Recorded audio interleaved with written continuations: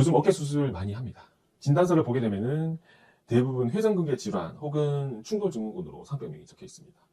어깨 질환은 사실 좀 어렵고 복잡한 부분이 많습니다. 왜냐하면 어깨 운동 생리 자체가 복잡하기 때문인데요. 실제로 양방에서도 보면은 재활과, 정형외과, 신경과, 마취과 이런 데서도 어깨 질환을 한꺼번에 다 달려들어서 하시는 경우도 있더라고요. 보니까 환자분들도 여기 갔다가 저기 갔다가 마취과를 갔다가 정형외과 갔다가 물리치료 받았다가 도수치료 받았다가 이렇게 해서도 여기저기 떠돌아다니게 되는 질환이 바로 어깨 질환입니다. 그 이유는 팔, 견갑골, 쇄골, 목뼈, 등뼈까지 한꺼번에 어깨하고 관련이 되어 있고, 그리고 일상생활에 자세가 미치는 영향이 매우 크기 때문입니다. 그래서 경우에 따라서는 내가 지금 어깨가 아파서 팔이 안 올라가는데 실제로는 어깨 문제가 아니라 목의 문제 때문에 어깨가 올라가지 않는 경우도 꽤 많습니다. 그래서 어깨 치료를 해서는 안 됐는데 목 치료를 했더니 어깨가 잘 올라가더라. 이런 경우도 많고요. 그런 케이스가 보통 오진이 잘 나는 케이스고 여기저기 병원을 떠돌아다니게 되는 전형적인 케이스입니다. 어깨가 아프신 여러분께서는 어깨 수술 혹은 회전근개 수술을 받으면 어깨가 날아갈 것처럼 개운하고 혹은 평생 어깨가 아프지 않을 것처럼 그런 느낌이 드시겠지만 그렇지는 않다는 점 말씀드립니다. 그러니까 만약에 여러분께서 지금 고민하고 계시는 그 어깨 수술의 결과가 궁금하시면은 한 번이라도 어깨 수술하는 환자를 직접 옆에서 보시면 되겠습니다. 지금 현재 저희 병원에 입원해 계신 환자분 기준으로 말씀을 드리고요. 예를 들어서 3개월 전에 회전근개 봉합술, 그리고 견봉화 강압술, 그리고 마지막으로 배현절제술을 시행하신 분이 있었습니다. 말하자면은 뼈를 잘라내고 다듬어서 견봉화 공간, 여기 있는 공간을 넓히게 되는 수술을 하신 건데요.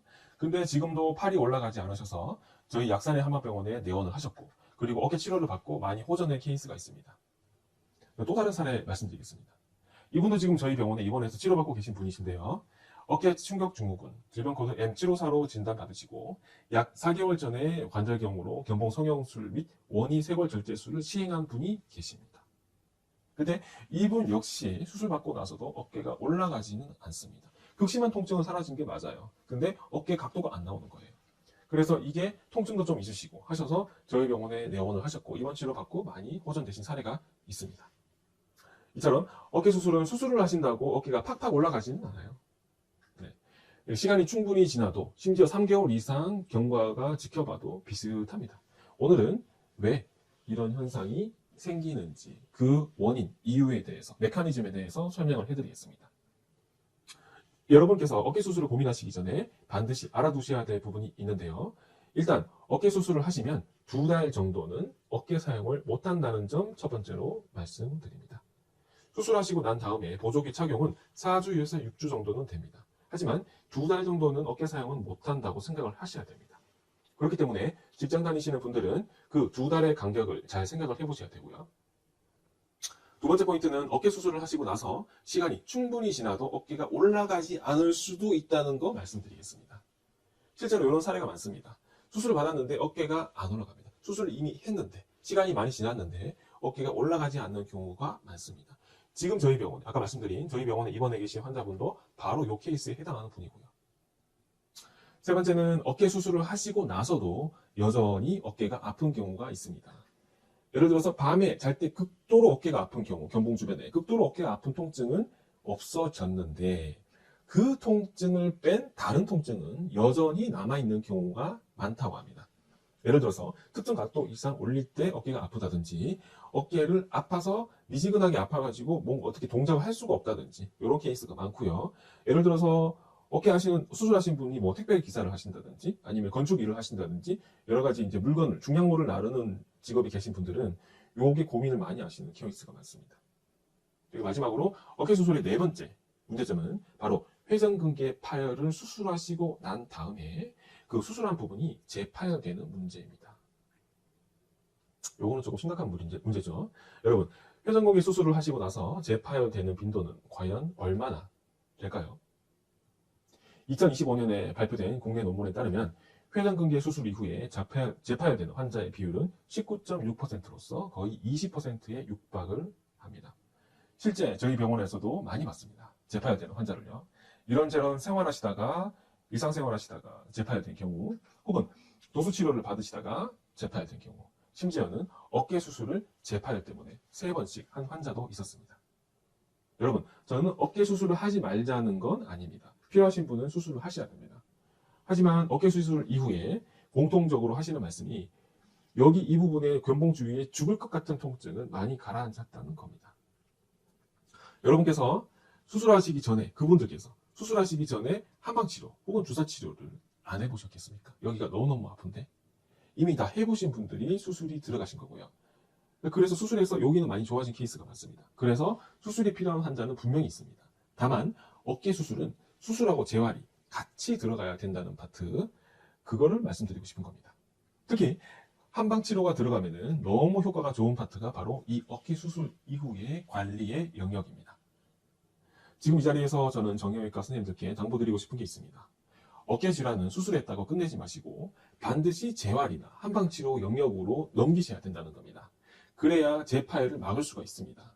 저는 그게 진정으로 환자를 위한 길이라고 생각합니다. 제가 자주 보는 유튜브 중에 비욘디라는 채널이 있습니다. 거기 나오신 재활과 선생님께서 하신 말씀입니다. 여기 보이시죠? 사진 보시면 어깨 수술 이후에 마무리는 반드시 재활로 해달라는 말씀입니다. 회전근개 질환은 상완 골두와 견봉 사이에서 발생합니다.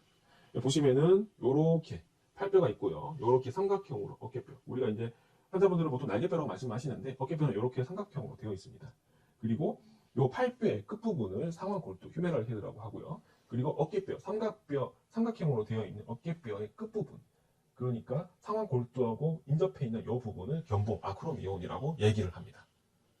그래서 팔뼈의 가장 윗부분, 그것이 상완 골두가 되겠고, 그리고 어깨뼈의 모서리가 바로 견봉이라고 말씀드립니다. 말씀드리자면 요 자리, 요 화살표 해놓은 부분 있잖아요. 요 자리가 바로 견봉화 공간이라고 얘기를 하는데, 요 견봉화 공간이 좁아져서 바로 회전근개 질환이 생기는 겁니다. 여기 그림에서 빨간색 화살표가 그 공간이 되겠습니다. 회전근개 수술은 힘줄을 상완 골두에 붙이고, 그리고 경우에 따라서는 견봉 성형술을 하기도 합니다. 그래서 회전근개 질환이 생기는 원인은 팔뼈가 점점 위로, 이렇게 요 있잖아요. 요 팔뼈가 점점 위로, 상완 골두가 점점 위로 치솟는 겁니다. 그리고 앞으로 밀려 나오면서 발생하게 되는 겁니다. 앞으로 밀려 나오면서 혹은 위로 치솟으면서 견봉하고 부딪혀가지고 힘줄이 갈려나가고 마모되고 잘리는 게 바로 회전근개 질환의 본질입니다. 그래서 최종적으로는 회전근개가 끊어지게 되면 그때는 수술을 선택하게 되는 겁니다. 문제는 그 수술의 목적이, 회전근개 수술의 목적이 처음부터 일단 근본적으로는 끊어진 힘줄을 원래 자리에 다시 붙여주는 데 있는 것이지, 그 견봉 아래 공간이 왜 좁아졌는지에 대한 고민은 사실 별로 없습니다. 바로 여기에서 이 회전근개 수술의 문제가 발생하게 되는 겁니다. 애초에 이 회전근개의 문제가 견봉 아래쪽의 공간, 요 견봉 아래쪽의 요 공간이 좁아져서 생긴 것인데, 이 좁아진 부분을 해결하기보다는 인대를 다시 붙여버리고, 그리고 여러 뼈를 깎아버리니까 재파열을 포함해서 어깨의 통증이 제대로 잡히지가 않게 되는 겁니다. 그래서 아까 유튜브 비욘디 채널에서 봤듯이 심지어 수술한 의사도 수술하고 나서 재활을 받으라고 하는 겁니다. 왜냐하면 수술로 모두 100% 커버가 안 되기 때문인데요. 어깨 수술 자체가 일단 급한 대로 끊어진 힘줄을 붙이는 게 주 목적이기 때문입니다. 그리고 뼈를 조금 다듬고요. 그래서 회전근개 질환은 수술로 100% 커버가 안 된다는 겁니다. 다시 말씀드리지만 파열된 회전근개를 수술하지 말라는 게 아니고요. 그 근본 원인이, 회전근개에 대한 근본 원인이 견봉화 공간이 좁아져서 생겼기 때문에 그 부분을 해결하는 것이 근본적인 치료라는 것을 말씀드리고 있습니다. 보건 앤 조인트 서저리에서 워싱턴 대학교의 해리만 교수님 등이 저술하신 논문에서 견봉화 공간이 좁아진 원인이 밝혀진 바가 있습니다. 후방관절랑이 제대로 움직이지 않으면 팔뼈가 앞으로 그리고 위로 밀려난다는 내용이 되겠습니다. 후방관절랑 치료를 제대로 해주면은 위로 솟구쳤던 상완골두가 내려오면서 견봉화 공간이 자동으로 넓어지는 겁니다. 여기가 견봉이죠. 그러면 견봉화 공간이 상완골두가 내려오면은 견봉화 공간이 자동으로 확보가 되는 겁니다. 또 다른 후속 연구 보겠습니다. 그림 보이시죠?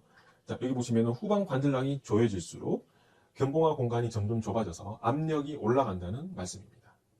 견봉화 공간이 좁아져서 발생하는 회전근개 문제는 이미 예전에 관절낭의 문제라는 것이 밝혀진 바 있습니다. 즉 회전근개 문제의 본질은 바로 후방 관절랑 혹은 하방 관절랑의 문제라는 것은 이미 연구된 바가 있다는 말씀입니다. 그런데 왜 우리는 수술을 선택하고 뼈를 깎고 있을까요? 뭐 여러 가지 이유가 있겠죠. 회전근개 수술은 금방 끝나지만 관절랑 치료는 비교적 많은 시간과 그리고 환자분의 직접적인 노력이 필요합니다. 하지만 관절랑 치료는 근본적인 치료가 가능한데요. 관절랑 치료도 수술적인 방법이 있기는 합니다. 주로 저희가 유착성 관절랑염이라고 부르는 50견 치료에서 많이 하는 관절랑 유리술이라는 치료입니다. 이건 수술 기법의 일종인데요. 문제는 이 수술을 하셔도 재활은 반드시 해주셔야 된다는 말씀입니다. 회전근개의 근본적인 문제는 뼈를 깎고 힘줄을 붙인다고 해결되는 건 아닙니다.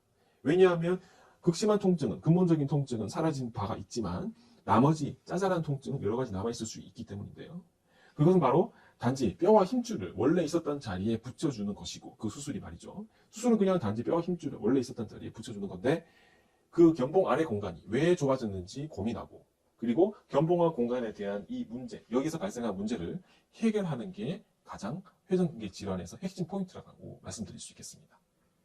하지만 관절랑 문제를 포함한 이 견봉화 공간의 문제가 해결되지 않고 힘줄만 단지 붙여놨기 때문에 그 수술 이후에, 회전근개 수술 이후에 다시 견봉이 좁아지는 문제가 재발생하는 겁니다. 그래서 재수술과 재파열이 발생하게 되겠습니다. 여러분께서 회전근개가 파열의 이름이면 수술을 하시는 게 맞습니다. 하지만 파열이 아닌 그 전 단계라면 서두에 제가 말씀드린 대로 어깨 수술 이후에 발생할 수 있는 4가지 포인트, 여러분께서 수술하신 이후에 직접 감당하셔야 할 4가지 감당해야 될 부분은 다시 한번 생각해 보시는 게 좋을 것 같습니다. 후방 관절랑 치료는 약산의 한방병원에 오시면 로버트 한의사가 직접 해드리겠습니다. 마지막으로 유튜브 쇼츠 그리고 인스타그램 릴스용 말씀 한 가지만 드리겠습니다. 요거는 아마 인스타나 쇼츠에 올라갈 것 같은데요. 바로 어깨 셀프 치료 방법입니다. 여러분께서 후방 관절랑, 제가 이번 시간 내내 강조드렸던 후방 관절랑과 혹은 하방 관절랑을 셀프로 유연하게 치료하는 방법이 어느 정도는 있습니다. 바로 스트레칭인데요. 이렇게 하시면 되겠습니다. 일단 요 몸통과 팔을 90도로, 요 겨드랑이를 90도로 만드시고, 그리고 팔꿈치를 90도로 다시 만들어 주시게 되겠습니다. 다시 할게요. 팔을 벌리셔서 90도로 만드시고 팔꿈치를 다시 90도로 만듭니다. 그래서 이 90도짜리를 2개 만들어 주시면 되겠는데요. 이 자세에서 어깨는 이 견갑골은 가급적 벽에 붙여주시는 게 좋을 것 같습니다. 벽에 붙여주시고 이 팔꿈치를 이렇게 붙인 상태에서 팔꿈치는 고정하시고 팔꿈치를 이렇게 내려주시면 되겠습니다. 이렇게 해서 스트레칭을 해주시면 소원근과 극하근이 풀리고, 그리고 마지막으로 하방 관절랑과 후방 관절랑이 풀리게 되는 스트레칭이 되겠습니다. 이렇게 몇 번 해주시면 너무 좋은데, 셀프로도 물론 가능하시지만 주변에서 만약에 도와주실 분이 있으시다면 옆에서 조금 도와주시면 훨씬 더 강력한 힘으로 그리고 많은 각도로 스트레칭이 가능하시기 때문에 더 효과를 높이는 방법이 되겠습니다. 어깨 이야기는 할 내용도 많고 해서 오늘은 일단 수술 이야기 플러스 관절랑 이야기만 하고 이만 줄일까 합니다. 어깨는 여러 가지 상황에 따라서 나중에 다양한 컨텐츠로 저희가 다시 한번 풀어드리겠습니다. 오늘 드린 말씀을 요약해드리자면 어깨 수술이 필요하시다면 하는 건 맞습니다. 하지만 수술 이후에 발생하는 부분은 환자분께서 직접 고민해 볼 필요는 있습니다. 그리고 회전근개의 문제는 바로 이 견봉 아래 공간, 견봉 하 공간이 좁아져서 발생하는 겁니다. 그럼 그것을 원래대로 이 견봉하 공간이 건강했던 시절에 그 원래 사이즈대로 견봉하 공간을 넓혀져서 돌려놓으면 그 문제가 해결된다는 말씀을 꼭 드리고 싶습니다. 핵심 포인트는 관절랑의 치료 핵심 포인트는 제가 아까 말씀드린 셀프 치료를 말씀드릴 것 같으면 스트레칭이 되겠고요. 그 스트레칭 해서도 조금 애매하시다. 난 너무 힘들다. 그러면은 로버트 한의사가 있는 약산의 한방병원으로 내원을 해주시는 것도 괜찮겠습니다. 그러면 오늘 여기까지 할까요? 로버트 한의사 오늘은 어깨 치료 해봤습니다. 다음 시간에 또 돌아오겠습니다. 지금까지 로버트 한의사였습니다. 감사합니다. 로버트 한의사